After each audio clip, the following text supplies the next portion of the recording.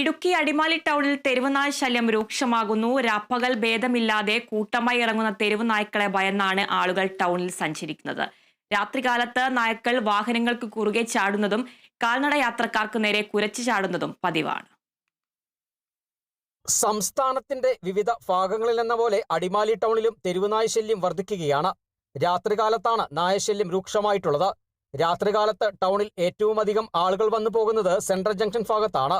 ദീർഘദൂര ബസ് കാത്തു നിൽക്കുന്നവരും ഭക്ഷണം കഴിക്കാൻ എത്തുന്നവരും താലൂക്ക് ആശുപത്രിയിലെ രോഗികൾക്ക് കൂട്ടിരിപ്പുകാരായുള്ളവരൊക്കെയുമാണ് ഇവിടേക്ക് കൂടുതലായി എത്തുന്നത്. രാത്രികാലത്ത് സെൻട്രൽ ജംഗ്ഷൻ ഭാഗത്ത് തമ്പടിക്കുന്ന തെരുവുനായ്ക്കൾ ആളുകൾക്ക് ഭീഷണി ഉയർത്തുന്നു. ടൗണിലെ തെരുവുനായ ശല്യത്തിന് പരിഹാരം കാണാൻ ബന്ധപ്പെട്ടവരുടെ ഇടപെടൽ വേണമെന്ന് വ്യാപാരി വ്യവസായി ഏകോപന സമിതി Adimali unit president PM baby ആവശ്യപ്പെട്ടു.